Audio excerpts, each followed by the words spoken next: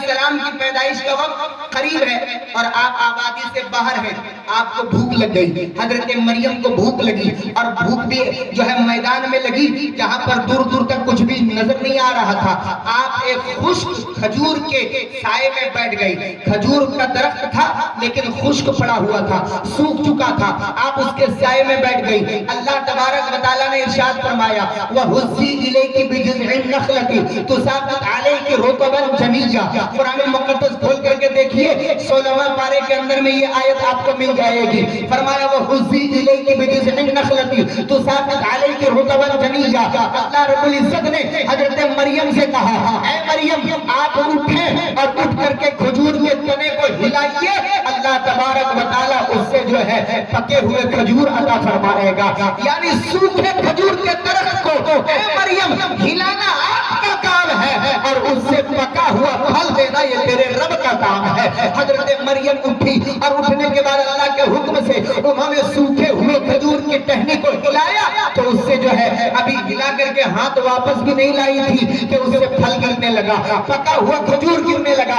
آپ کو سمجھانے کی ضرورت نہیں ہے کہ ایک سوکھے ہوئے کھجور کو ہرا ہونے میں کتنا ٹائم لگتا ہے اور پھر اس کی ہریالی کے بعد اس پر پھل آنے میں کتنا ٹائم لگتا ہے اور پھر پھل کے پکنے میں کتنا ٹائم لگتا ہے، اور یہاں پکا پکایا پھل گر رہا ہے۔ اللہ تبارک و تعالیٰ نے یہ کرامت حضرت مریم کے ہاتھ سے ظاہر فرمائی۔ اللہ رب العزت سے سوال کرنے والے نے سوال کیا مولا آخر تو یہ کام تو بغیر حضرت مریم کے ہاتھ کے بھی کر سکتا تھا، یعنی تو ایسا بھی کرتا کہ اچانک سے اس درخت کو ہرا بھرا کر دیتا اور اس پر پھل بھی آ جاتے، پھر پھل گر کر کے حضرت مریم کی گود میں آ جاتے اور وہ پھل کو اٹھا کر کے کھا لیتی، ان میں ہاتھ لگانے کی کیا ضرورت تھی؟ تو اللہ رب العزت کی جانب سے آواز آئے گی بندے تیرا رب اس بات پر قادر ہے، وہ یہ کر سکتا تھا لیکن حضرت مریم کے ہاتھ کو لگایا اس لیے تاکہ زمانے کو پتا چلے کہ اللہ تبارک و تعالیٰ اس درخت میں ہریالی لاتا ہے جس درخت کو ولیوں کا ہاتھ لگ جاتا ہے۔ اللہ کے ولیوں کا ہاتھ جس درخت کو لگ جاتا ہے اس میں ہریالی لاتا ہے۔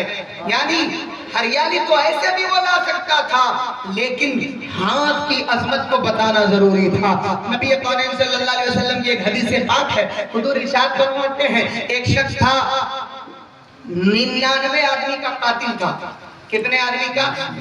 99 آدمی کا قاتل، بڑا پریشان ہو گیا۔ 99 قتل کرنے کے بعد گیا کچھ لوگوں کے پاس جا کر کے کہا کہ کسی کا پتہ بتاؤ تاکہ میں جا کر کے اس سے پوچھوں کہ کیا 99 قتل کے بعد بھی میری معافی ہو سکتی ہے، میری معافی 99 قتل کے بعد بھی ہو سکتی ہے۔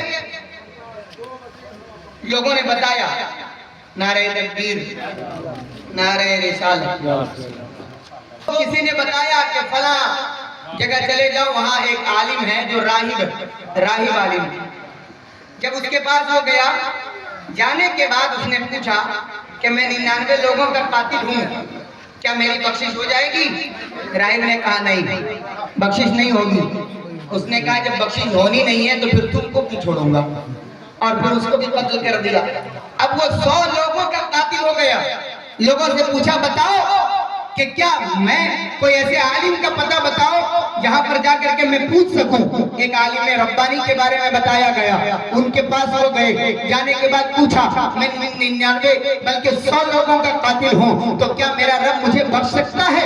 اس عالم دین نے کہا ہاں اللہ تبارک و تعالیٰ تجھے 100 قتل کرنے کے بعد بھی بخشنے کی طاقت رکھتا ہے، لہٰذا تم توبہ کرو اور ایسا کرو فلاں بستی میں چلے جاؤ، وہاں کچھ اللہ کے بندے رہتے، وہاں کچھ اللہ کے بندے۔ یہ اللہ کے بندے کون تھے؟ یہی اللہ کے ولی تھے۔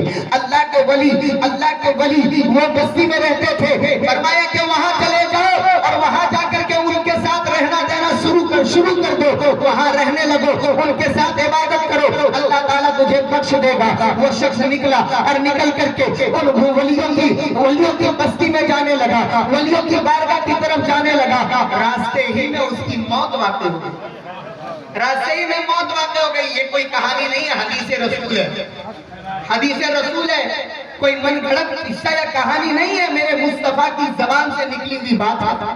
فرمایا کہ اس شخص کا انتقال راستے میں ہو گیا، اب جنتی فرشتے بھی آ گئے اور دوزخ میں لے جانے والے فرشتے بھی آ گئے. یعنی کچھ فرشتے آئے جو ان کو جنت لے جانا چاہتے تھے، کچھ فرشتے آئے جو دوزخ لے جانا چاہتے تھے. اللہ تبارک و تعالیٰ نے فرمایا ٹھہر جاؤ، دونوں جانب سے جو ہے اس کی مسافت کو ناپو، دیکھو کہ یہ گھر سے زیادہ قریب ہے یا ولیوں کی بستی سے زیادہ قریب ہے. اگر یہ ولیوں کی بستی سے زیادہ قریب ہے تو اسے جنت کے فرشتے لے کر کے جنت میں جائیں گے، اور اگر یہ گھر سے زیادہ قریب ہے تو دوزخ میں لے جانے والے فرشتے اسے دوزخ میں لے کر کے چلے جائیں گے. فرشتوں نے ناپنا شروع کیا تو ایک بالش وہ ولیوں کی بستی سے قریب تھا، ایک بالش ولیوں کی بستی سے قریب تھا.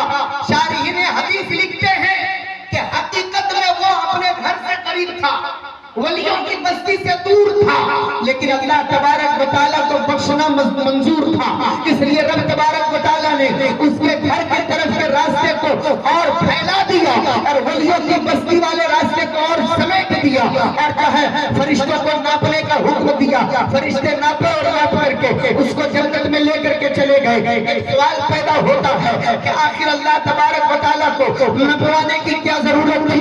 نپوانے کی کیا ضرورت تھی؟ رب چاہتا تو دوزخیوں کو، دوزخ میں لے جانے والے فرشتوں کو حکم دے دیتا، وہ لے کر کے دوزخ چلے جاتے، یا جنت میں لے جانے والے فرشتوں کو حکم دے دیتا، وہ جنت میں لے کر کے چلے جاتے.